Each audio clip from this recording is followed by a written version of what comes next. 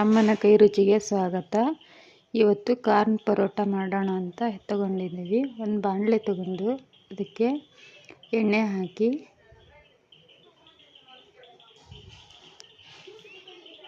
ಒಂದು 3 ಸೌಟಷ್ಟು ಎಣ್ಣೆ ಹಾಕ್ಕೊಂಡಿದ್ದೀವಿ.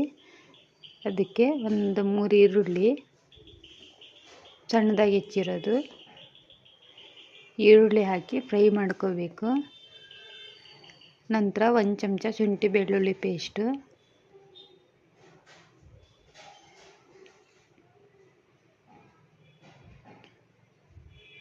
ಹಾಕಿ ಫ್ರೈ ಮಾಡ್ಕೋಬೇಕು. ನಂತರ ಒಂದು ಸಣ್ಣದಾಗಿ ಹೆಚ್ಚಿರೋ ಅಂಥ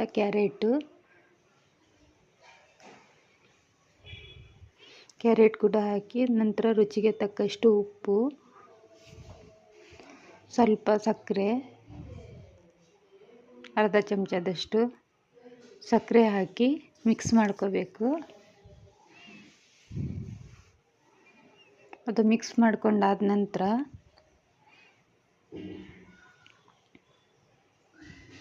ಸ್ವಲ್ಪ ಅರಿಶಿಣದ ಪುಡಿ, ಬೇಯಿಸಿರೋ ಅಂಥ ಸ್ವೀಟ್ ಕಾರ್ನನ್ನು ಸ್ವಲ್ಪ ತರಿಯಾಗಿ ರುಬ್ಬಿರೋದು ಹಾಕಬೇಕು. ರುಬ್ಬಿರೋದು ಹಾಕಿ ಮಿಕ್ಸ್ ಮಾಡ್ಕೋಬೇಕು. ಮಿಕ್ಸ್ ಮಾಡ್ಕೊಂಡಾದ ನಂತರ ಅದಕ್ಕೆ ಒಂದು 1/4 ಚಮಚದಷ್ಟು ಅರಿಶಿಣದ ಪುಡಿ, 1 ಚಮಚ ಖಾರದ ಪುಡಿ, 1 ಚಮಚ ಧನಿಯಾ ಪುಡಿ, ಅರ್ಧ ಟೀ ಚಮಚ ಜೀರಿಗೆ ಪುಡಿ, ಅರ್ಧ ಚಮಚ ಗರಂ ಮಸಾಲ ಹಾಕಿ ಮಿಕ್ಸ್ ಮಾಡ್ಕೋಬೇಕು. ಎಲ್ಲ ಹೊಂದ್ಕೊಳ್ಳೋ ಥರ ಮಿಕ್ಸ್ ಮಾಡ್ಕೋಬೇಕು. ಅದು ನಂತರ ಅದಕ್ಕೆ ಸ್ವಲ್ಪ ಹೆಚ್ಚಿದ ಕೊತ್ತಂಬರಿ ಸೊಪ್ಪು, ಸ್ವಲ್ಪ ಕಸೂರಿ ಮೇಥಿ ಹಾಕಿ ಮಿಕ್ಸ್ ಮಾಡ್ಕೋಬೇಕು.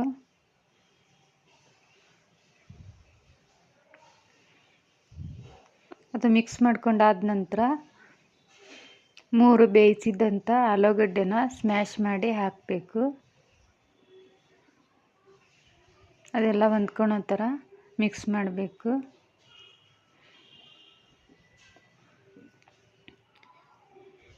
ಇದು ಹೊಸ ರೀತಿಯಾಗಿ ಪರೋಟ ಮಾಡ್ತಾಯಿದ್ದೀವಿ. ಇದು ಟೇಸ್ಟೂ ತುಂಬಾ ಚೆನ್ನಾಗಿರುತ್ತೆ.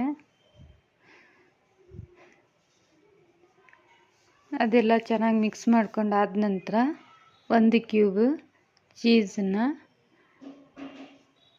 ತುರಿಬೇಕು. ಅದ್ರ ಮೇಲೆ ತುರಿದು ಅದು ಕೂಡ ಮಿಕ್ಸ್ ಮಾಡಬೇಕು. ಇದು ಪರೋಟ ಅಂದರೂ ತುಂಬಾ ಚೆನ್ನಾಗಿರುತ್ತೆ.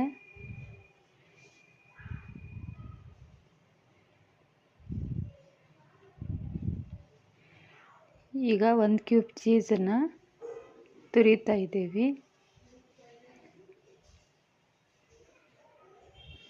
ಅದು ತುರಿದಾಗಿದೆ, ಅದು ಕೂಡ ಮಿಕ್ಸ್ ಮಾಡಬೇಕು.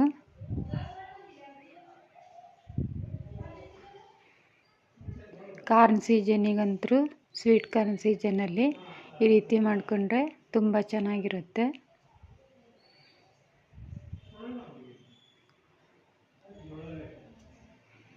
ನಂತರ ಹಿಟ್ಟು ಮಾಡ್ಕೊಳೋದಕ್ಕೆ 1 ಕಪ್ ಮೈದಾ ಹಿಟ್ಟು ಮತ್ತು 1 ಕಪ್ ಗೋಧಿ ಹಿಟ್ಟು ಹಾಕಿ ಅದಕ್ಕೆ ರುಚಿಗೆ ತಕ್ಕಷ್ಟು ಉಪ್ಪು, 1 ಚಮಚದಷ್ಟು ಉಪ್ಪು ಹಾಕ್ತಾಯಿದ್ದೀವಿ.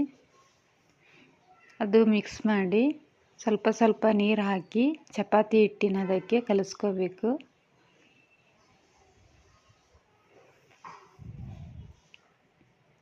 ಅದು ಕಲಿಸ್ಕೊಂಡಾದ ನಂತರ ಒಂದು 10 ನಿಮಿಷದ ಕಾಲ ಒಂದು ಬಟ್ಟೆ ಮುಚ್ಚಿ ನೆನೆಯೋದಕ್ಕೆ ಬಿಡಬೇಕು. ಈಗ ಕಲಿಸ್ಕೊತಾ ಇದ್ದೀವಿ.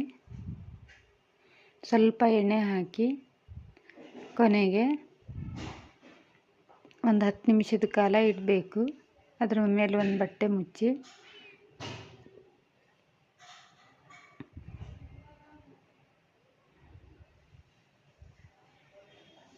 ಈಗ 10 ನಿಮಿಷದ ಕಾಲ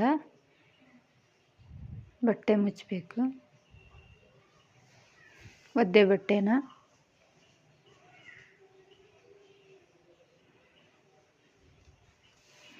ಹತ್ತು ನಿಮಿಷ ಬಿಟ್ಟಾದ ನಂತರ ಈಗ ಅದು ಚೆನ್ನಾಗಿ ನೆಂದಾಗಿದೆ. ಅದರಿಂದ ಉಂಡೆ ಮಾಡ್ಕೋಬೇಕು. ಉಂಡೆ ಮಾಡಿಕೊಂಡು ಈ ಮಸಾಲೆಯನ್ನು ಕೂಡ ಉಂಡೆ ಮಾಡ್ಕೋಬೇಕು.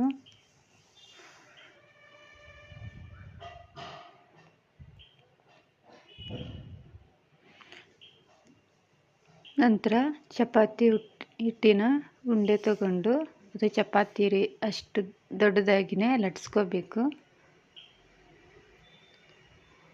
ಲಟ್ಸ್ಕೊಂಡಾದ ನಂತರ ಅದು ಮಸಾಲೆನ ತ್ರಿಕೋನಾಕಾರವಾಗಿ ಮಸಾಲೆ ಹಾಕಬೇಕು. ಅದ್ರ ಮೇಲೆ ಇದು ಆಕಾರನೂ ಚೆನ್ನಾಗಿರುತ್ತೆ ಮತ್ತು ಹೊಸ ರೀತಿಯಿಂದ ಮಾಡ್ಬೋದು. ಈ ರೀತಿ ಮಾಡಿ ಸ್ವಲ್ಪ ನೀರು ಹಚ್ಚಬೇಕು. ಮೂರು ಬದಿನೂ ಈ ರೀತಿ ಮಡಚಬೇಕು.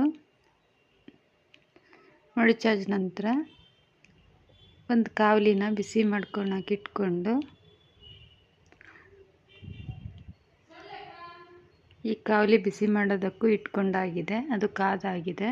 ಅದ್ರ ಮೇಲೆ ಅದು ಪರೋಟನ ಹಾಕಿ ಎರಡೂ ಬದಿ ಎಣ್ಣೆ ಹಾಕಿ ಫ್ರೈ ಮಾಡ್ಕೋಬೇಕು. ಅದು ತುಂಬಾ ಚೆನ್ನಾಗಿರುತ್ತೆ. ಮತ್ತು ನಮ್ಮ ಚಾನಲಿಗೆ ಇನ್ನೂ ಸಬ್ಸ್ಕ್ರೈಬ್ ಮಾಡಿಲ್ಲ ಅಂದರೆ ಸಬ್ಸ್ಕ್ರೈಬ್ ಮಾಡಿ.